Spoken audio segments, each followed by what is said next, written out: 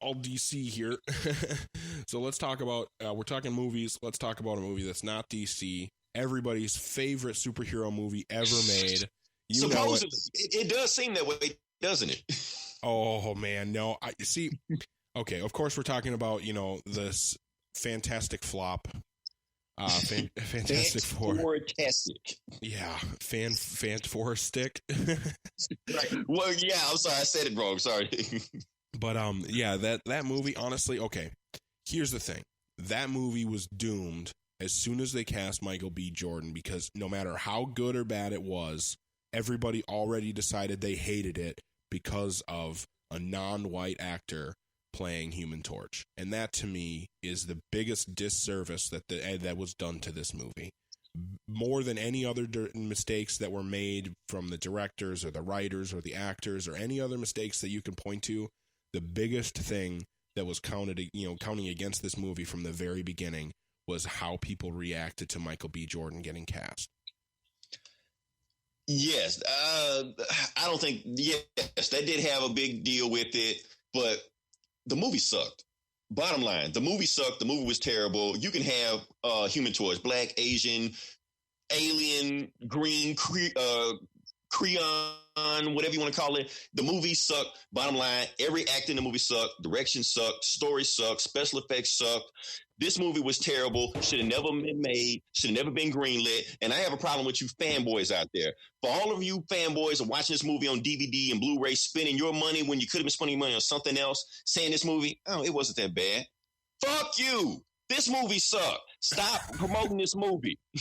Oh man, see, I don't think it was that bad. Was it this good? Movie no. Was terrible. The problem is you have fanboys out there promoting this movie, making it worse than what it was. Other people seeing it out of curiosity. This movie needs to be buried like E.T. back in the 80s when they had that video game in the landfill. That's what they need to do with Fantastic Four. This movie is not to be seen by anybody. It needs to be erased from existence, and nobody even needs to speak this movie's name anymore. Here's the problem with what's going on right now with these movies. When you have these shit superhero movies like FANT4STIC coming out, you already have people out there thinking that comic book movies are on the downslope. They're going the way of the Westerns. They won't last long. They're waiting for a movie like this to come around to validate everything they're saying.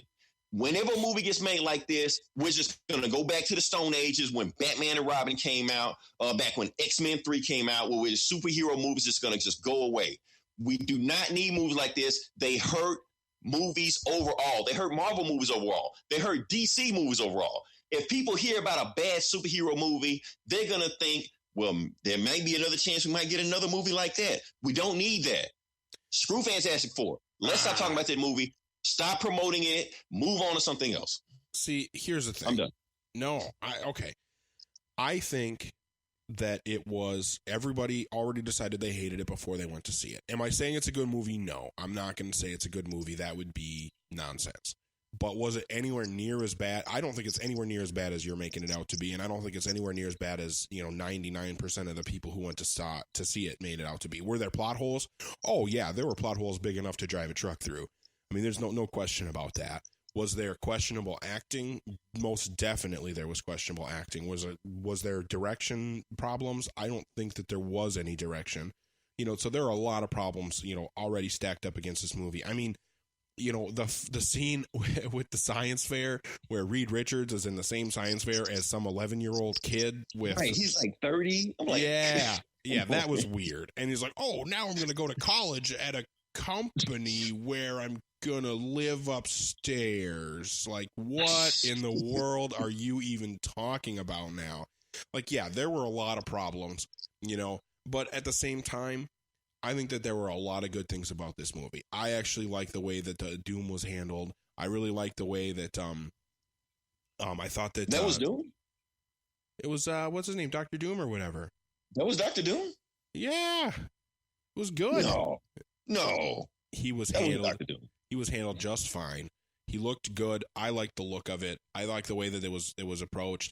I liked when they went into that other dimension or whatever and they fought him. I thought that was cool. There was some really good action. The worst part about the movie was, the worst parts were the beginning and the end. There was a lot of good stuff in the middle, but there was middle just as bad too. The very end, like that last scene, and we'll call ourselves the Fantastic Four. Like, yeah, that was terrible. Like, that was a really bad ending. Here's the thing about that. That whole scene in the end was terrible because they're supposed to be a family, right? Yeah. These 4 actors had no chemistry with them whatsoever. I wouldn't believe any of them would even talk to each other outside of work, much less actually be a family and live with each other. Yeah. No, it was so awkward that them talk. And that was actually the first time in the movie all 4 of those actors were in the same room together. Yeah, it was handled really weirdly with, Reed being on the run, and then Ben was a government assassin, and I don't know. There was definitely some weird parts about it, but at the same time, we don't get great new ideas and original movies without taking risks. They took a lot of risks with this movie, and there was a chance, I don't know if you've seen Chronicle, but there was a chance with that director and Michael B. Jordan working together again, there was the chance for this to be an amazingly good movie, and they took a risk on it, and it didn't pan out the way it could have, but there was a lot of potential there. It just wasn't realized. I'm not letting him off the hook. I'm not letting him off the hook. I blame the director for this also. Oh, yeah, no. A lot of people want to give him cards because he put out a tweet about how he said the movie sucked. So I don't know how people are defending this movie, but he put out a tweet saying that Fox took away the movie that I really wanted to make. You'll never see it. So all of a sudden, people start getting sympathy votes for him. Like, oh, that's because of Fox. No, Fox messed up. He messed up. He screwed himself out of the Star Wars movie because he could have had a chance to direct one of the Star Wars movies. I was just going to say that. Yeah, he was supposed to direct one of them. And yeah, he definitely screwed himself out of that. There were a lot of problems from him. He definitely was a source. A lot of the issues, a lot of the actors said that he wasn't even present during filming a lot of the times, and they had no idea what he wanted them to do. So, yeah, no, there were a lot of problems, and I definitely know that Josh Trank was a source of them. Yeah, no, and that's what it was too.